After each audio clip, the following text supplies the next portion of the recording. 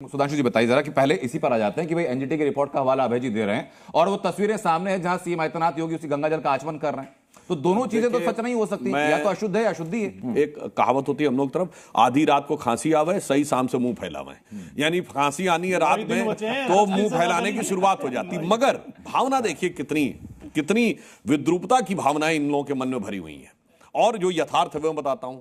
कुंभ मेले के बारे में अभय जी नाना प्रकार की बातें बता रहे हैं, यानी ये समझाने का प्रयास कर रहे हैं कि वहां जाना और स्नान करना ठीक नहीं। वो डेटा के साथ बात कर रहे हैं। नहीं, मैं इसीलिए मैं कह रहा हूं कि जिसकी वो बात कह रहे हैं, और आज का जमाना तो सोशल मीडिया का जमाना, गंदगी होती तो उन्होंने छिड़का दिया होता ना सोशल मीडिया के ऊपर। प्रियंका गांधी जी वाराणसी से प्रयागराज स्टीमर से गई थी, कुछ साल पहले की बात है।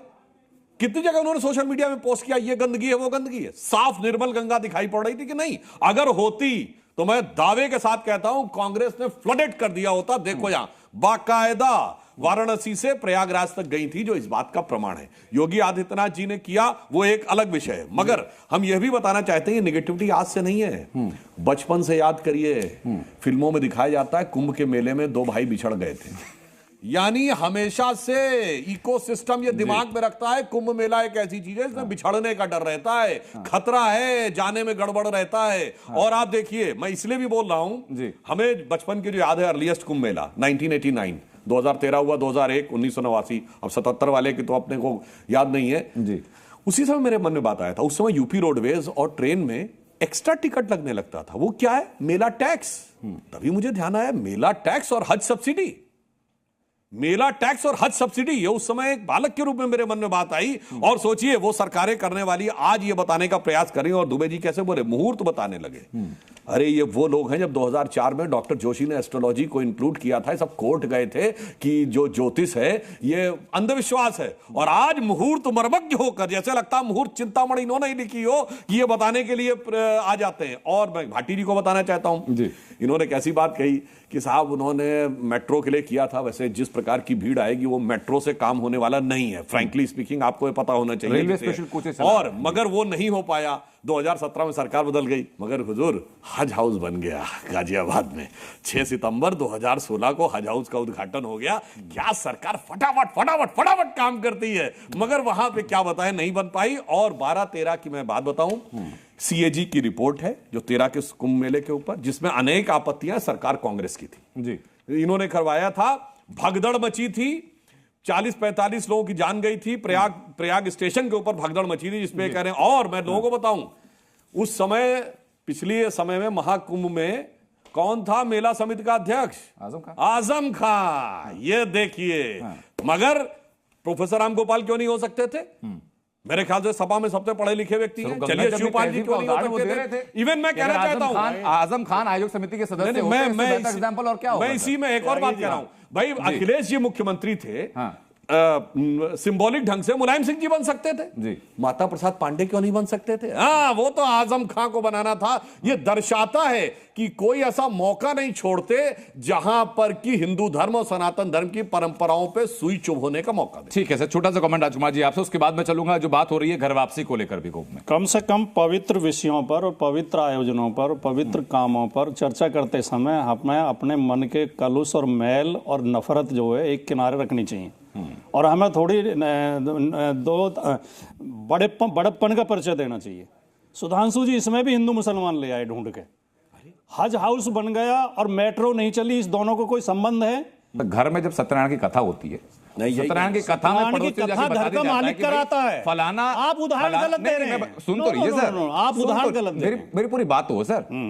पड़ोसी को जाके बताया जाता है कि फलाना तारीख को घर पर सत्यनारायण की कथा है, तो आप लोग आना जरूर नहीं है। लेकिन सर प्रशासनिक संवैधानिक पद किसके पास है प्रदेश का? ये आयोजन सरकारी नहीं है। जो आप कह रहे पड़ोसियों को बताया जाता है, वो पड़ोसी नहीं है, वो खुद घर के सदस्य हैं। मैं इसी में करना चाहता। चलिए, आपने सत्यनारायण की कथा कराई, आपने कराई, सुधांशु जी ने कराई।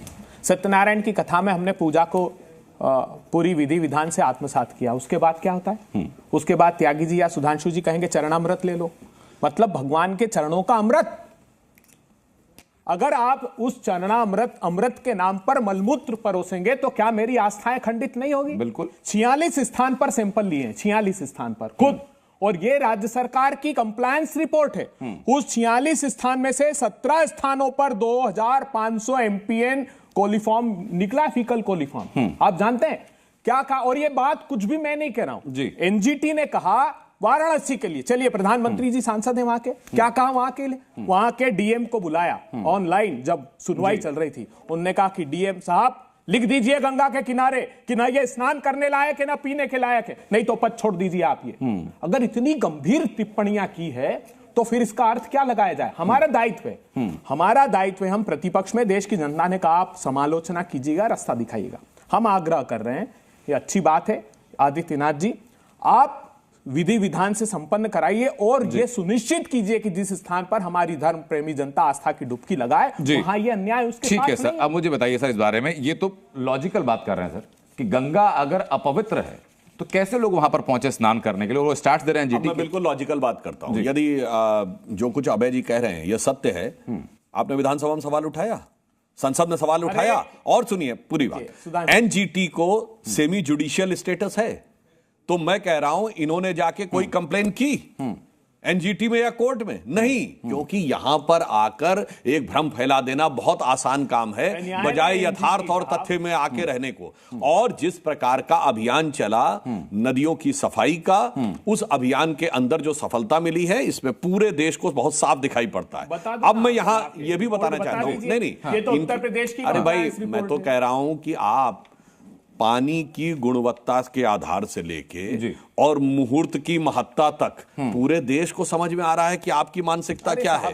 और नहीं, मानसिकता बता रहा हूं, जैसे अभी भाटी जी ने कहा, तो मैं भाटी जी को याद दिलाना चाहता हूं, हमने कहा हम नहीं लाते हैं आप आपने कहा इसमें तो नहीं बना पाए, पर अखिलेश जी की सरकार ने आगरा में मुगल म्यूजियम बनाया था। क्या जरूरत थी मुगल म्यूजियम बनाने की, जिसका नाम योगी जी ने बाद में बदल के छत्रपति शिवाजी म्यूजियम कर दिया।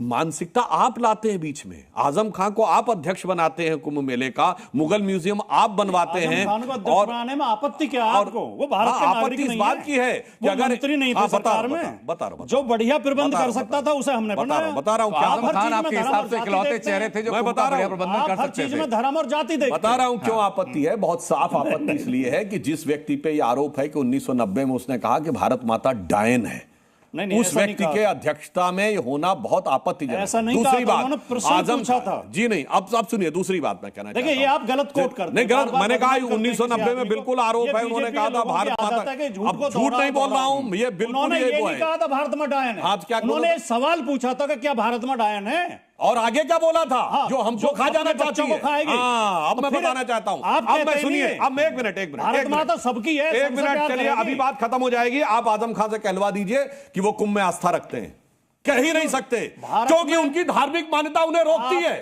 बहुत साफ बात है, वो एक बार कहला दे कि वो आस्था रखते हैं। अच्छा सुनिए, संदेह नहीं, आप देश के नागरिकों पर संदेह करते हैं। देश आजम खान की श्रद्धा है कुंभ भारत में। के संविधान। अच्छा सुनिए, आजम खान गए थे स्नान करने? नहीं गए। जब 2001 में हुआ तब राजनाथ, अब देखिए बीच में आप बोल रहे हैं सर, देखिए कुंभ में स्नान तो मैंने भी नहीं किया आज तक। नहीं मैं ये नहीं कह रहा हूं, अब सुनिए भाई, जो मैं पूरी बात बोल रहा हूं, सबको सौभाग्य, अरे सबको नहीं, 2001 में हुआ था तब हमारी सरकार थी, राजनाथ सिंह जी मुख्यमंत्री थे, मेला समिति के अध्यक्ष लालजी टंडन थे, गए थे ना?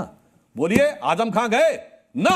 जिसकी आस्था नहीं है, जो वहां स्नान नहीं करना चाहता, उसी को बनाना। मैंने सवाल पूछा, क्यों प्रोफेसर राम गोपाल नहीं, क्यों शिवपाल जी नहीं, क्यों मुलायम सिंह जी नहीं, क्यों माता प्रसाद पांडे नहीं, कोई भी जो आपके बड़े बड़े नेता हैं उनको नहीं बनाना। अब आपको एक लाइन और बता दूं सर, एक प्लीज, अपने कांवड़ में आपकी आस्था है? हमने टर्न नहीं है या नहीं, इतने जवाब। मैं कांवड़ आयोजन समिति का अध्यक्ष नहीं हूं भाई। नहीं, आपकी कांवड़ आयोजन समिति का अध्यक्ष नहीं हूं, मैं ये नहीं कह रहे। हाँ बिल्कुल क्यों नहीं है, मैं कह रहा हूं ना, कांवड़ आयोजन समिति के अध्यक्ष नहीं है भाई, जो मगर हम कांवड़ को गरियाते नहीं है, उसकी आस्था नहीं। लाठीचार्ज करा उत्तर प्रदेश से लेकर उत्तराखंड तक कांवड़ियों पर, क्या बात कर रहे हैं? अरे भाई क्या फूल बरसाए गए सर, उस पर भी आपत्ति आ जाती है। आजम खान की आस्था होना। अब मैं एक मिनट, अभय दुबे की आस्था है, अपने अभय दुबे की आस्था को खंडित होने से सुधार। मैं अभी आस्था में सामने आ रहा है, वहां पर आस्था की डुबकी लगाऊंगा, आचमन करूंगा। मेरी बात सुनिए आप, अरे सर आप लोग बोल चुके, मेरा टर्न था बोलने का। प्रथम यद पीबती ऋग्वेद प्रीणाति, क्या कहा है आचमन के लिए? प्रथम यद पीबती ऋग्वेद प्रीणाति, द्वितीय तेन यजुर्वेद प्रीणाति। मतलब एक एक आचमन के साथ एक एक वेद का को हम आत्मसात करते हैं। तो मेरी उस आस्था को खंडित होने की अगर मैं शिकायत करता हूं तो वो कहते हैं आजम खान को सिर्फ अपनी आस्था के ऊपर मैं बता रहा हूं, ना आयोजन पर शिकायत है, और ना यथार्थ उनका दोनों आमंत्रण पर शिकायत है। जब राम मंदिर का न्योता दिया गया, हाँ जी। ये नहीं आते कोई बात नहीं थी, इन्होंने लिख के दिया कि हम नहीं आएंगे। कोई ऐसा करता है? शंकराचार्यों ने भी कहा, एक चारों एक करके आ जाएंगे, एक एक करके आ जाएंगे। अब आपको बता रहा हूं, कोई आप कहते हैं कि मेरे बेटी की शादी, आप आइए, अरे आइए आइए, नहीं आइए नहीं आइए। अगर आप लिख के देते हैं कि मैं नहीं आऊंगा, इसका मतलब आप सरासर अपमान करते हैं। तो वहां पर तो इनको 10 प्रकार की चीजें चाहिए। और मैं पूछना चाहता हूं, बाबर की कब्र पे इनकी 3 पीढ़ियों ने जाके सजदा किया है। किसने इन्वाइट किया था वहां? 1959 में जवाहरलाल नेहरू, 68 में इंदिरा गांधी और 2005 में मनमोहन सिंह के साथ राहुल गांधी। और किस भाव से किया है? जो नटवर सिंह, जो इनके विदेश मंत्री रहे, उन्होंने अपनी किताब one life is not enough में लिखा है 68 में जब इंदिरा गांधी बाबर की कब्र पे सजदा कर रही थी, मैं उनसे चंद फीट की दूरी पे खड़ा था। और बाबर की कब्र पे सम्मान देना अपने आप में एक बहुत बड़ी बात है। और इंदिरा जी के साथ और भी बड़ी बात थी। मुझे ऐसा लगा कि जैसे कि सदियां सिमट कर लम्हों में आ गई। ये आपके विदेश मंत्री ने बोला है। इसलिए मैं कहना चाहता हूं, दिल में क्या है आप उनको फुल टॉस बॉल दे रहे हैं, बोल दूं, आप उनको फुल टॉस बॉल दे रहे हैं सर, वो बाउंड्री पार मारने को तैयार हैं। देखिए, आपने बाबर की बात की, वो जिन्ना की कब्र की बात पर आ गए। जिन्ना की कब्र पर चादर चढ़ाने वाले, हाँ। मीनारे पाकिस्तान पर जाने वाले। मीनारे पाकिस्तान क्या थी?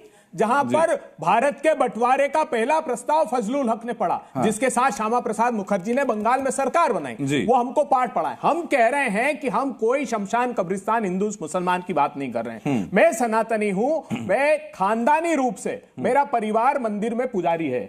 मैं कहता हूं सुधांशु जी, अगर मैं पूरी आस्था के साथ कुंभ में जाता हूं तो ये न्यायालय ने आदेश, और अभी आखिरी आदेश दे दिया, निर्णायक आदेश। उन्होंने कहा कि आप यथासंभव कोशिश कीजिएगा कि इसकी पवित्रता बरकरार रहे। मैं पूछता हूं सुधांशु त्रिवेदी जी से, क्या ये मलमूत्र 9 दिनों में जो 10 साल में नहीं कर पाए, क्या 10 दिन में ये पूर्ति कर पाएंगे? कि सिर्फ वही नैरेटिव की मां गंगा ने बुलाया है, आस्था के लिए, वोट के लिए हिंदू सनातन धर्म की आस्था पर पीठ पे पांव रखकर, इस बात का जवाब मैं सर सुधांशु जी से लूंगा। लेकिन एक और मुद्दा है जो लगातार कुंभ के सारे उठाया जा रहा है सर। एक बात करेक्ट कर दूं अभय जी, आप बहुत विद्वान व्यक्ति हैं, आपसे ये अगर गलती हुई मैं करेक्ट कर दूं। भारत के विभाजन का प्रस्ताव कांग्रेस की कार्य समिति में जून 47 में हुआ। बिल्कुल नहीं, जून 47 में हुआ था। पुरुषोत्तम दास टंडन ने भयंकर भाषण दिया था। पहला प्रस्ताव 23। अच्छा बात करते हैं, बिल्कुल उसका जवाब ऐसे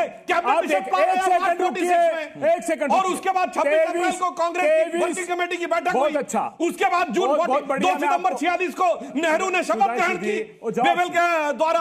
उसके बाद 4 जून 47 को जब यह प्रस्ताव हुआ, उससे पहले